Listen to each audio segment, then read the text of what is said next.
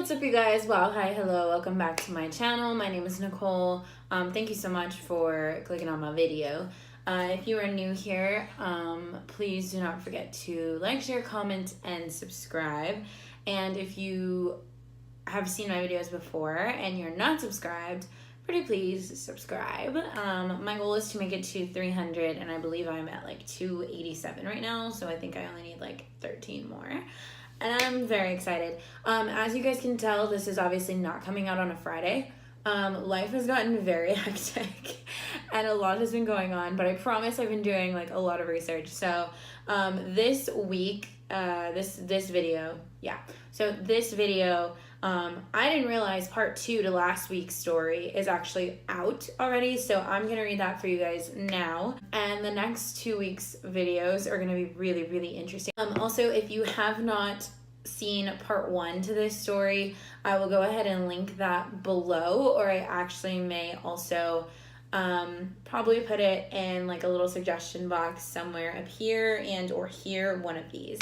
So just go ahead and click that if you have not seen part 1 yet, or like heard part 1, and that way you actually like know what's going on. So this one is called I Did the Elevator Game Wrong, part 2. Sorry if I like read things kind of weird. It's just like I'm reading through this for the first time right now. So certain things I'll like read it and then I realize mid-sentence that I'm like reading it in the wrong tone. Hey everyone, I wanted to start off by apologizing for not writing this sooner. Today's been crazy and I'll get into details of that very shortly. First, I want to make sure that if you're reading this, make sure you have read part 1. Everything will make more sense. Everything I just said. So if you remember my story from yesterday, you know the plan was that when I woke up in the hotel again, I was going to close the ritual the correct way.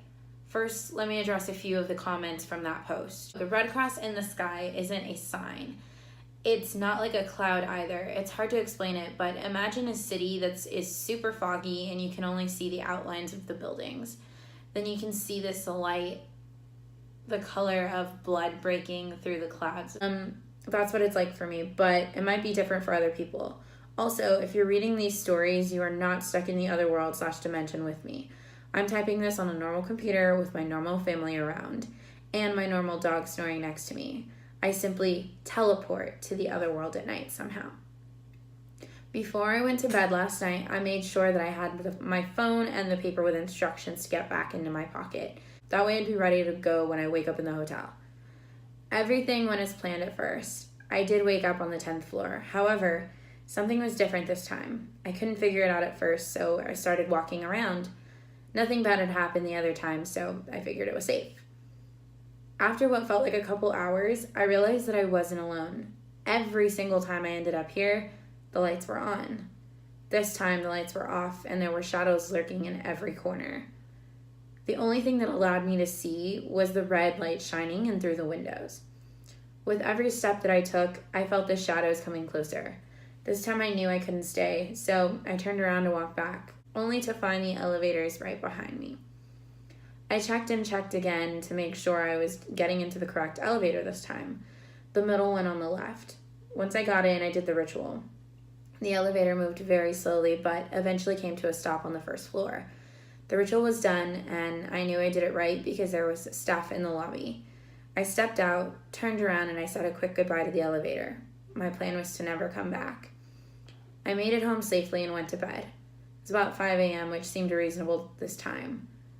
I had to get some sleep because I was planning on having brunch with my friends in the morning. Skip ahead to this morning, after I woke up. Nothing unusual happened when I got out of bed, and I felt this huge weight that was taken off my shoulders. I met with my friends at IHOP, which is apparently now called IHOB, at around 10:30 a.m. This was the same group I was with when I played the elevator game. The group included me, Jake, Trey, Lila, Connor, and Shelby. This morning, she sent us all a text saying she was sick and couldn't make it. We all saw her walk through the door and started cheering loudly. Lila and Trey gave her a hug, and I walked up to give her one when I saw something strange. Her eyes, they were brown. I stopped in my tracks and excused myself to go to the restroom. Instead of going to the restroom, I went to my car. I wanted to figure out what I did wrong. And more importantly, where was the real Shelby? I ran everything through my head again. Then something clicked. I said goodbye to the elevator. Once again, I missed a rule. You were supposed to walk straight out of the elevator and not look back once you finished the ritual. This thing had followed me out of the other world, and now my friend was missing. I went home and sent a group text saying I had an emergency at the house. At this point, I was so lost. I had no clue where Shelby might be, although it now seems kind of obvious. I was making myself sick just thinking about it, but then I started receiving a bunch of text messages. They were my friends, and they were sent in the group chat. Jake, you seriously said all that crap about us? Trey, wow, Abby, good to know I can trust you. Connor, are you trying to make us hate you? Shelby, LOL. Me, what are y'all talking about? I was freaked out. These were my best friends. I would never talk bad about them. I started crying, and none of them would talk to me. Then I get a private message from Lila. Hey, Shelby told all of us that you talk bad about us all the time. Then she said you got into a huge fight with her, and that's why you left. I don't believe it. Can I come over? I responded with yes and heard her knock on the door not even 10 minutes later. Lila, something is wrong. She looked scared. Or maybe she was mad, I couldn't tell, and then she pulled me into a hug and let me cry into her shoulder. After a while, she started explaining. Something seemed odd when she walked in this morning. I was FaceTiming her last night and she was so sick. She couldn't even talk without coughing.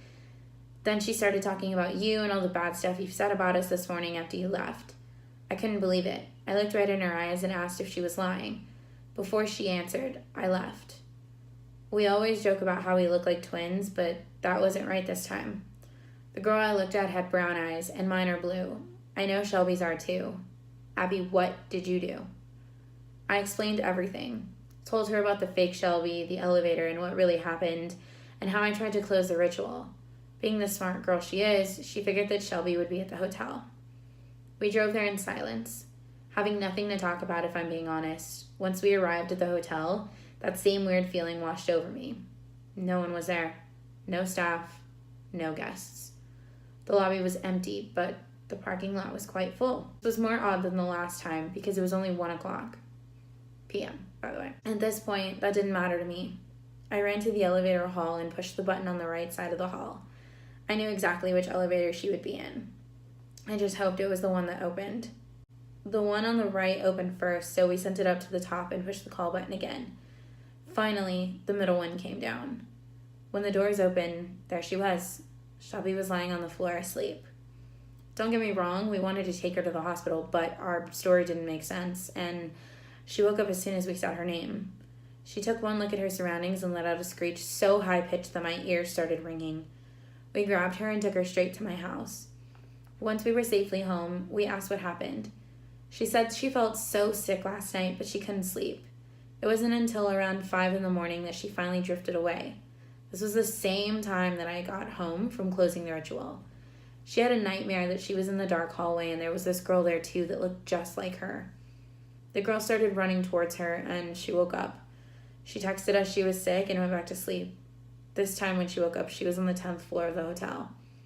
She waited for the elevator and almost fainted when the middle one opened. She was so anxious to get out of there that she stepped in anyways. That's all she remembers until she woke up and Lila and I were there. How can this happen? I asked out loud. Lila seemed quiet, so I asked her what was wrong. Shelby, she whispered. You left the doors open. Huh? Shelby answered. I knew Shelby didn't understand, but I did. I answered the question. You never closed the ritual. Once again, a rule had been broken.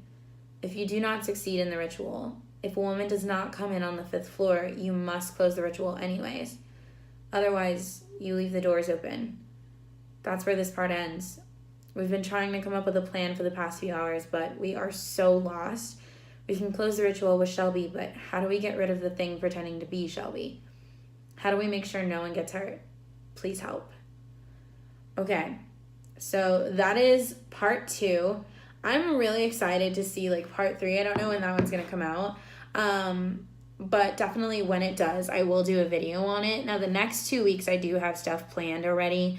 And I think you guys are really gonna like those, so I'm really excited. Thank you guys so much for watching. Make sure to head over to my featured channels page and check out everyone on there. Emmanuel Talks, Boncho 50,000, Rick Alvarado, and my gaming channel is on there as well, but you guys can actually find me at twitch.com/NicoleMoonYT, and I just got the Connect for my Xbox, so you guys should finally be able to see my face in my streams. And if you guys want to see me play any certain games or have me talk about certain things in these videos, let me know. So let me know what you guys think in the comments below. That's all I've got for you. I will see you guys in the next video. I love you guys so much. Bye!